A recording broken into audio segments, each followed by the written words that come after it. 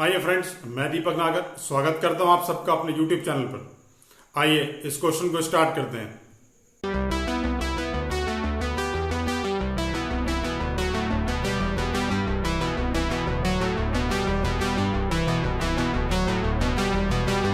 आइए question number 30 देखेंगे। Topic का नाम है not for profit organization, DK Goyal class 12 की बुक में से।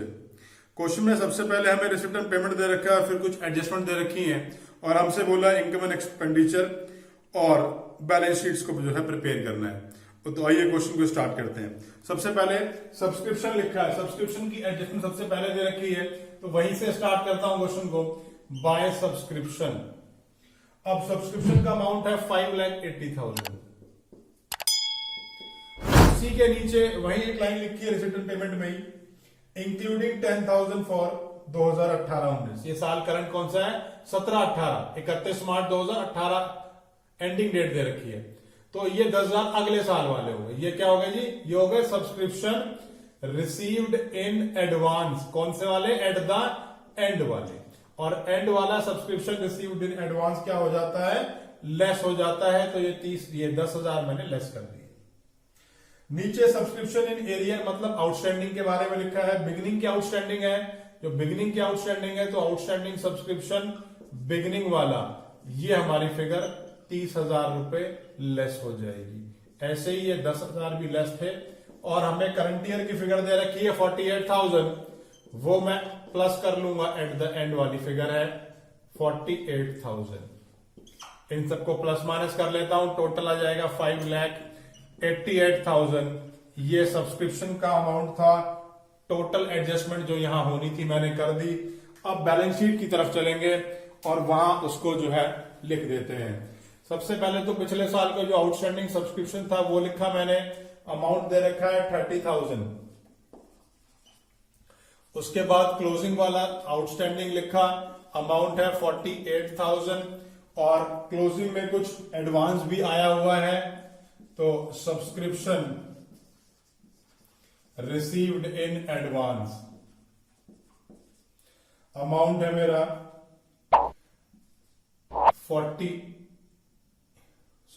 10,000। तो यहां तक जो है मैंने सारी की सारी एडजस्टमेंट कर दी है सब्सक्रिप्शन की। आइए अब स्टॉक की तरफ चलेंगे। सेकंड एडजस्टमेंट है स्टॉक ऑफ स्टेशनरी। तो पहले ओपनिंग स्टॉक लिखा हुआ है तो उसको लिख देता हूं स्टॉक ऑफ स्टेशनरी, और ऐसे ही स्टॉक ऑफ स्टेशनरी यहां लिख दिया मैंने। इनका अमाउंट डाल देता हूं। क्लोजिंग का अमाउंट है 14,000, ये लिख दिया 14,000, और ओपनिंग का अमाउंट है 5,000, ये मैंने ओपनिंग बैलेंस शीट में लिख दिया। अब स्टॉक यहां एडजस्ट हो गया है। अब देखें क्या इस साल और भी कुछ हमने परचेज किया है स्टॉक स्टेशनरी के नाम का। तो हाँ जी, स्टेशनरी परचेज करी गई है। स्टेशनरी के नाम का जो खर्चा है वो है 60,000 रुपए। इसके अंदर opening stock of stationery plus हो जाएगा और closing stock of stationery less हो जाएगा। अगर आपको ये बात समझ में नहीं आ रही कि ये ओपनिंग प्लस क्यों हुआ और क्लोजिंग लेस क्यों हुआ, तो नीचे डिस्क्रिप्शन में लेक्चर वीडियो है, वहां जाकर के देख सकते हैं।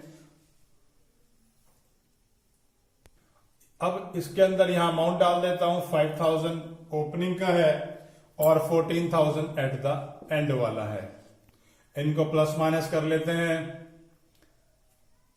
ये अमाउंट आ गया 51,000। अब आगे चलेंगे एडजस्टमेंट की तरफ। लास्ट एडजस्टमेंट है, लिखा है insurance is paid on 1 January 2018 to run for 1 year. Insurance एक अलग तरीके का खर्चा होता है, ये तो हम सबको मालूम है। इंश्योरेंस अपनी गाड़ी का करा लिया, हेल्थ का करा लिया, तो इसी तरीके से बिजनेस भी अपने इंश्योरेंस करा के रखता है। तो वो एक खर्चा है, ये तो एक नॉर्मल सी बात है। लेकिन इसमें एबनॉर्मलिटी क्या है? एबनॉर्मल बात यह है कि इंश्योरेंस एक ऐसा खर्चा है कि जब भी दिया जाएगा तो पूरे 12 महीने के लिए दिया जाएगा। आइए इसके ऊपर एक छोटी सी आपको वर्किंग जो है दिखा देता हूं। यहां इंश्योरेंस लिखा मैंने, और इंश्योरेंस मैंने किस दिन दिया है? मैंने दिया है 1 जनवरी को 2018। तो 1 जनवरी से अगले साल 1 जनवरी तक का इंश्योरेंस हो गया है 2019। 1 जनवरी ना कहें, 31 दिसंबर तक का इंश्योरेंस हो गया, मतलब 1 साल। अब साल कहां खत्म हुआ? साल खत्म हो गया जी 31 मार्च 2018। कितने महीने के बाद? 3 मंथ्स के बाद। तो 3 महीने तो इस साल का खर्चा है, और बाकी जो 9 महीने हो गए वो किस साल का खर्चा है? वो तो आपने अगले साल का पैसा एडवांस दे दिया। आपने 9 महीने का अगले साल का पैसा एडवांस दे दिया। अकाउंटिंग लैंग्वेज में इसे कहा जाता है प्रीपेड एक्सपेंस। वो खर्चा जो आपने एडवांस में दिया है। अब इसको कैलकुलेट कैसे करेंगे? देखेंगे इंश्योरेंस के कितने पैसे दिए हैं। इंश्योरेंस के आपने दिए जी 3000 रुपए। कितने महीने के लिए? 12 महीने के लिए। तो 1 महीने की फिगर कितनी हो गई? 250 रुपए। प्रीपेड कितना है? 9 महीने का प्रीपेड है। 9 महीने का फालतू दिया है, अगले साल का इस साल में दे दिया है। तो 2250 क्या वैल्यू आ गई मेरी? ये 2250 मेरी वैल्यू आ गई, जो मेरा अमाउंट प्रीपेड है। आइए इसे एडजस्ट कर देते हैं। टू इंश्योरेंस खर्चे के नाम पर मैंने एक्सपेंडिचर में डाल दिए 3000 रुपए। इसमें से अगले साल का कितना पैसा दिया है मैंने? 2250 अगले साल का दे दिया। इस साल के कितने खर्चे हो गए? 750। ये जो प्रीपेड है इसे मुझे क्लोजिंग बैलेंस शीट में भी जो है दिखाना पड़ेगा।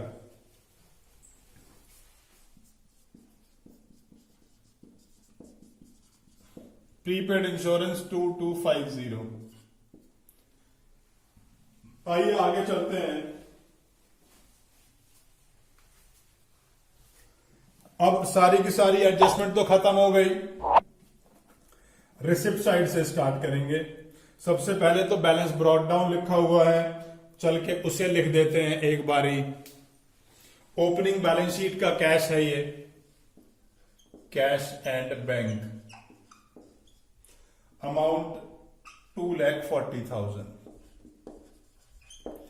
उसके बाद सब्सक्रिप्शन लिखी है, वो तो हमने एडजस्ट कर ही ली। उसके बाद लिखा है लाइफ मेंबरशिप फीस। तो लाइफ मेंबरशिप फीस अमाउंट है 25,000।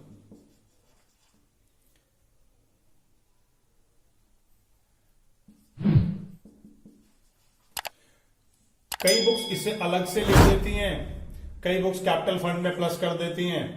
मैं इसे अलग से ही लिखना प्रेफर करूंगा, तो मैंने ये आउटर कॉलम में डाल दिया। अगर आप इसे कैपिटल फंड में भी प्लस करोगे तो भी कोई दिक्कत नहीं है। अल्टीमेटली अमाउंट तो लायबिलिटी साइड में ही आना है। आइए आगे चलते हैं। अगली पॉइंट लिखा है इंटरेस्ट ऑन इन्वेस्टमेंट। अब इस इंटरेस्ट ऑन इन्वेस्टमेंट के पॉइंट को भी समझना जरूरी है। उसने बोला 7% के हिसाब से जब पूरे साल का ब्याज आया है तो 28,000 रुपए ब्याज आ गया है। ब्याज आ गया तो ठीक है, इट्स एन इनकम। लेकिन जरा देखें एक बार, कहीं पेमेंट साइड में इस साल में हमने कुछ परचेज किया है क्या? कोई इन्वेस्टमेंट परचेज करी है क्या?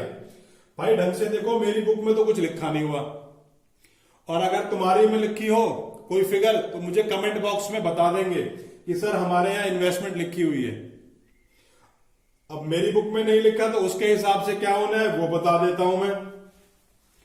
यहां पर एक छोटी सी जो है वर्किंग बना रहा हूं कि अगर मुझे इंटरेस्ट निकालना हो तो उस इंटरेस्ट को निकालने का फॉर्मूला क्या है?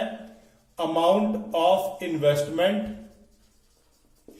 Into rate by 100 into 12/12। अब 12/12 तो हटा ही दूं क्योंकि पूरे साल की बात है।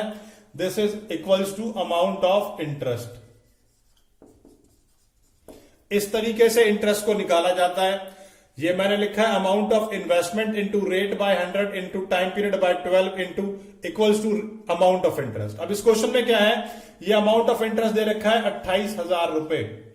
टाइम की जरूरत नहीं है और रेट दे रखा है मेरे को 7%, तो 7/100।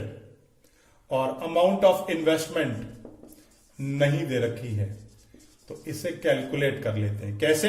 इस 100 को वहां लेके जाऊंगा, 7 को इसके नीचे। Amount of investment is equals to 28,000 into 100/7 which is equals to 4 lakh. यहां पे इन्वेस्टमेंट की वैल्यू कितनी हो गई? 4 लाख। अब देखने वाली बात यह है, ये इन्वेस्टमेंट इस साल तो लगाई नहीं क्योंकि पेमेंट साइड में कुछ है नहीं, और एडजस्टमेंट में भी कुछ नहीं दे रखा है, तो मतलब ये इन्वेस्टमेंट पहले से होगी, तो ये ओपनिंग बैलेंस शीट में आएगी।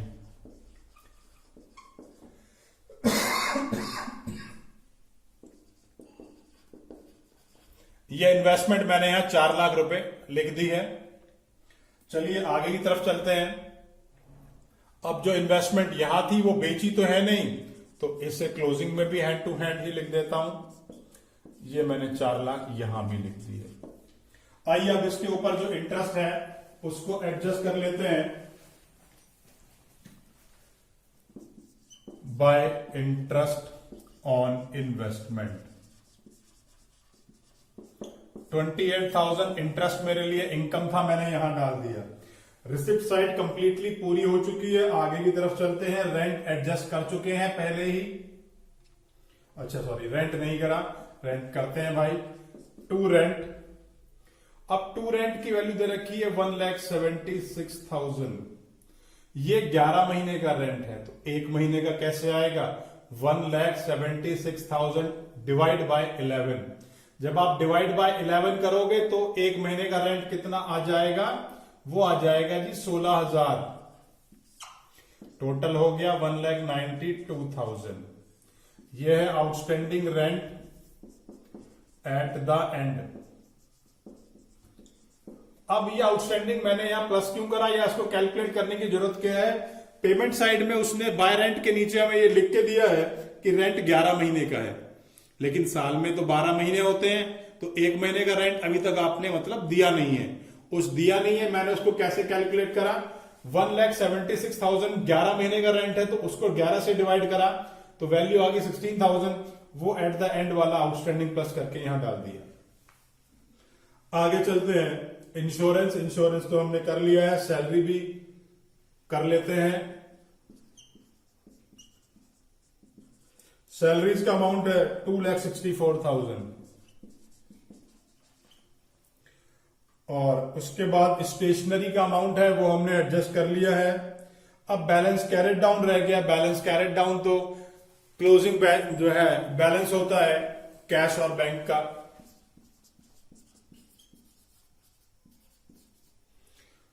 अमाउंट है 3,70,000। और फाइनली इस तरीके से हमने इस क्वेश्चन को कर लिया है। अब क्वेश्चन के एंड में सबसे पहले हमें यह देखना होता है कि ओपनिंग में कोई ऐसी चीज है जो आपने क्लोजिंग में नहीं लिखी।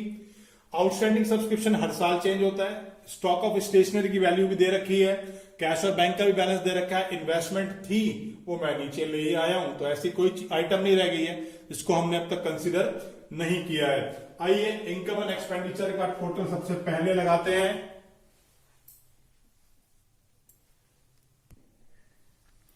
इस साइड का टोटल लगाया मैंने, ये टोटलिंग आ गई 6,16,000। क्योंकि इस साइड का टोटल मेरा ज्यादा आएगा तो मैंने ये टोटल दोनों तरफ लिख दिया है 6,16,000।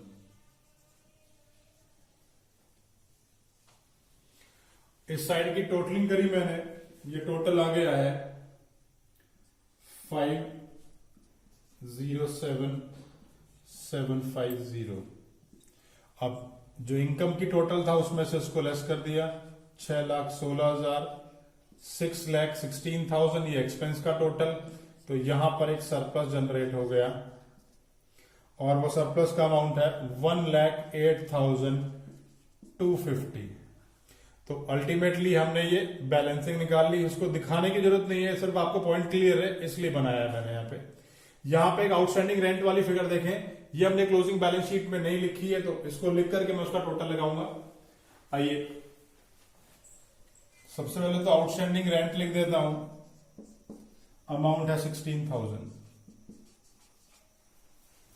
इसके बाद ओपनिंग बैलेंस शीट का टोटल कर लेते हैं। अब लायबिलिटी साइड में तो कुछ लिखा ही नहीं हुआ, तो इसी साइड का टोटल हमने लगाया, तो ये आ गया 6,75,000। तो यही बैलेंसिंग मैंने यहां भी लिख दी, और इसके पास मैंने लिख दिया कैपिटल फंड 6,75,000। ये कैपिटल फंड नीचे आ गया मेरा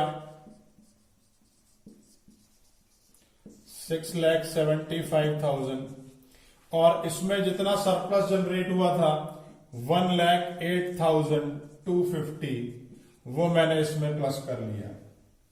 ये टोटलिंग आ गई 7,83,250। लायबिलिटी साइड का टोटल कर लेता हूं। टोटलिंग मेरी जो है वो आ रही है 8,34,250। 8,34,250। यहां का भी टोटल मेरा 8,34,250 आ रहा है। और फाइनली जो है हम सबको इसी तरीके से क्वेश्चन करना है। अगर इस क्वेश्चन में हमें कोई भी प्रॉब्लम आ रही है तो आप मुझे नीचे कमेंट बॉक्स में कमेंट कर सकते हैं। अगर किसी पॉइंट पर आपको कोई टेक्निकल प्रॉब्लम आ रही है तो नीचे मैंने डिस्क्रिप्शन बॉक्स में अपने लेक्चर्स दे रखे हैं, वहां जाके लेक्चर देख करके उस प्रॉब्लम को सॉर्ट आउट कर सकते हैं। अगर फिर भी कोई दिक्कत है तो भी कमेंट बॉक्स में कमेंट डाल दें। अगर वीडियो मेरी पसंद आई है तो प्लीज लाइक बटन जरूर जो है दबाएं। अगर अब तक चैनल सब्सक्राइब नहीं किया है तो प्लीज चैनल भी सब्सक्राइब कर लें।